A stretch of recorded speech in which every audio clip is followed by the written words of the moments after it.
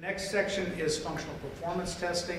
Other than, the architect wanting to kill you during design review or something like that, this is probably where you can actually get injured as a rookie. And so Severio is going to talk to us a little bit about functional performance testing. Sure. Now, as Mark mentioned, you've collected a lot of documentation before you even got to the site, before you even begin your testing.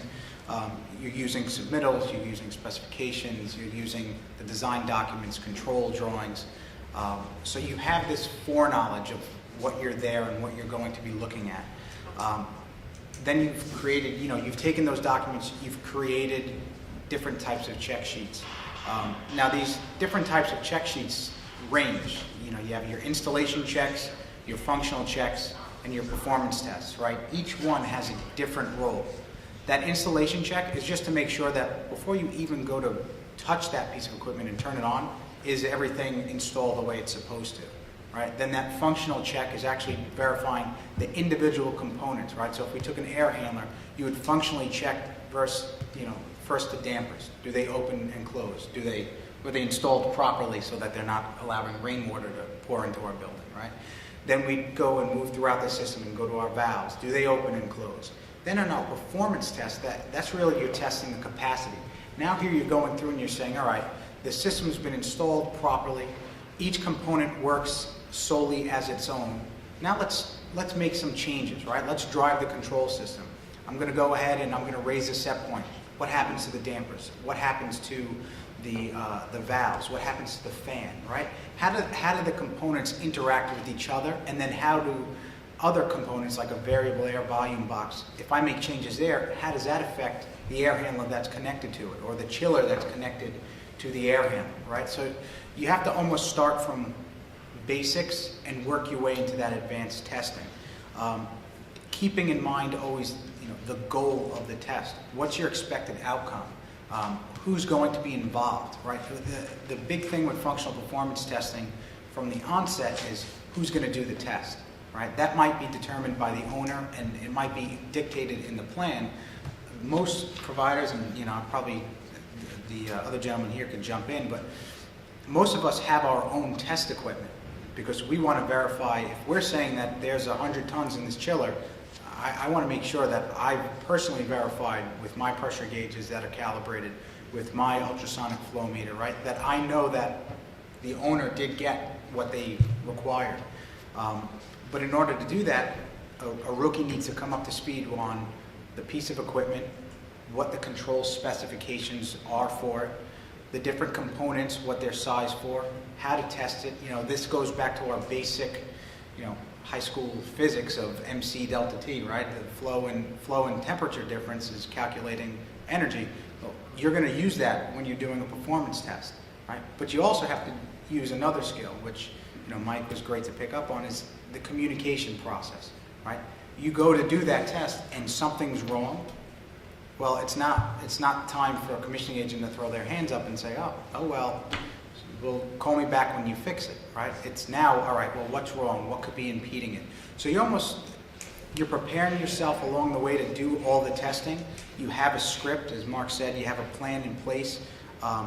It's an integrated approach. You have different individuals there. You may have a balancer there on the air side. You may have an electrician there for your VFD. You may have a pipe fitter there for your steam piping or traps. You may have your controls contractor there. All four of those individuals may be there at the time of your test, right? You may have somebody else there that has their own test equipment. I've been on plenty of projects where, the balancer is taking an airflow reading, and then the minute he or she is done, then we're taking our airflow reading. We're both looking at each other, making sure that we're within alignment with each other, right? So you have all this complexity going on, and it is integrated with different players. What's very important to me is that, and Mark hit on it, is I say this in every construction kickoff, to me functional performance testing should be an open book test, right? They should have the sheets in advance. They should know exactly what I'm bringing, exactly what they need to bring, the players that need to be involved, what sequences we're going to do. After my kickoff meeting, and hopefully, after the owners left the room, I pull all the contractors aside again and I say, hey, you're getting these test sheets. I would recommend before you call me out to the job site, you go through the test yourself. Because if you fail the test on your own, then it's a waste of my time, and then it becomes a waste because now we have to document that it failed. Take the test, take the check sheet, do it first yourself, and when you feel comfortable with it, then call me in, right? And then now it makes the process of commissioning a lot smoother because everyone knows what's expected. Maybe they might call you in because there's something that they keep failing on and they want your assistance for, but at least they'll be able to sit down and say, you know what, we've tried steps 1 through 20 and we're good, but once we get to 22, we start seeing some issues here. What would you recommend to us, all right? One of the other things just to keep in mind is that whenever you do this, whenever you do any sort of functional performance testing, you need to know the proper location to hook up your equipment or to take readings. And unfortunately, I'll take an example like, on a pump. We want to take flows directly before and after a pump. Right? We don't want to take it with a check valve in the way. We don't want to take it with a suction strainer in the way, because then I can't correlate those flows or that pressure drop to an actual pump curve. But if I wasn't there during the site walkthrough months earlier, before they filled the system, and I didn't see that those taps were put in place, now when I'm there for my functional check and my performance test, my readings are erroneous. So I almost need to be there way in advance, thinking about what I'm going to be doing months later for the test, so I could prepare myself, so I could tell someone before they fill that system up with fluid, hey, you know what, you're going to need to put gauges here because I need them for when I come back in 3 months to test. Right? It saves everyone the headache of saying, well, how are we going to put these gauges in now? Who's going to take a bath while they try to do that? So the functional performance test, the key thing is it should have a script. Everyone should know what's coming. They should have a chance to practice it. Where a functional performance test can fail is when you're told, we're ready, you get there, and they're not ready. It's now a waste of everyone's time, especially if you're coordinating different contractors. I always say, and this goes, I think, across all the commissioning tasks, is you have to be able to communicate that process, what you're going to do, every step of the way with each of the contractors, and work with them. If something does fail, you are now there, part of it. So you're there to help resolve the issues. The functional testing can be a great opportunity for the rookies to be involved with. Obviously, some of these tests get very complicated. Maybe that's not the right time. But a lot of this testing is somebody sitting at a computer or directing testing with a computer that runs the building and pushing a button, and it's supposed to move this thing, and stationing the rookie. Does it actually move this thing, or are the wires crossed and it's moving this thing over here? When I tell this to go to 100%, 0%, is it fully open? Is it fully closed? Or can you tell it's bound up, it's stuck halfway in between?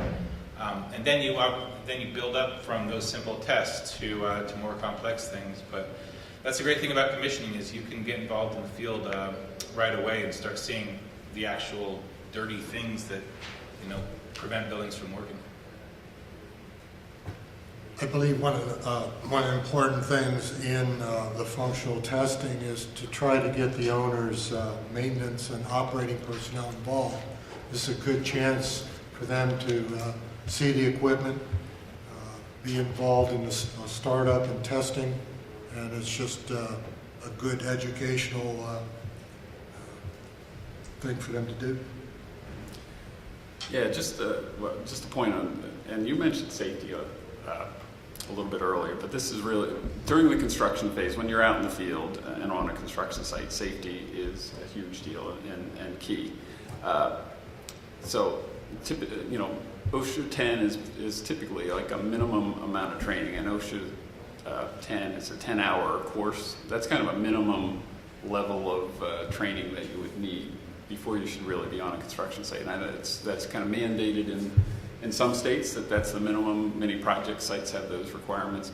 You need to have all the PPEs, or the personal protective equipment, the hard hat, safety glasses, many have vests, steel toe shoes. We're requiring electrically isolated shoes as well. We have, there's arc flash training if you're going to be dealing with electricity. So there's a lot of dangerous things when you get out onto a construction site and are doing testing. And it's really important as a rookie that it's your employer's responsibility to make sure that you are appropriately trained and have the appropriate personal protective equipment.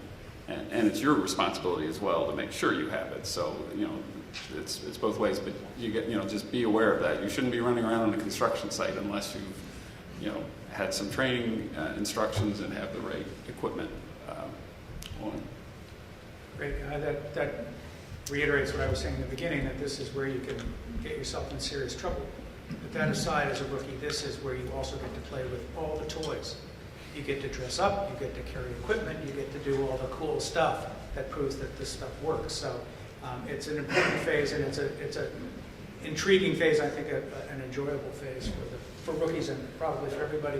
Within that context, I think it's interesting that this has come through as a theme on many of our discussions. It's sort of like if it's a test, what we want is everybody to get 100, right? I mean, this isn't about finding fault, although that is what you're doing, but it's actually finding faults and solutions at the same time and making sure that that's the only way it sounds to me like it can work. So that's a good conceptual framework, again, for a rookie to remember. Often you can only do functional testing when there's a real load, and often projects want to close out in the summer for, say, a heating system, and people want to get paid. How do you handle that usually in terms of this whole process, in terms of contracts and so forth? Typically, I mean, you're right. You need to have a load, and there's normally some tests will need to be deferred, and there's typically a line item as we're putting together our commissioning plan and budget and so forth for deferred and seasonal testing. So, I mean, you're going to want to see the building and the equipment perform on a peak cooling load and a peak heating load, and in this shoulder season in between, because those are kind of the 3 point in times where the systems are really dynamically challenged. So, so there will be some deferred testing. You also will typically use, trending analysis to be able to see, and that's sometimes called passive testing. I mean, active testing is while you're out in the field, you're physically making changes to set points and set things to get a response. So that's kind of active testing. Looking at trends and looking at trend analysis from a building automation system, you can see what temperatures and damper positions and cooling valves and heating valves are doing over time, and you can do analysis of that and see what's happening in periods where you're not there physically testing, and that can be used to diagnose and verify and validate that things are working correctly, or if they're not, identify that and help diagnose it. So. But how many projects have this 2 seasons of deferred testing really as part of the contract, and everyone's paid for that? Is that typical?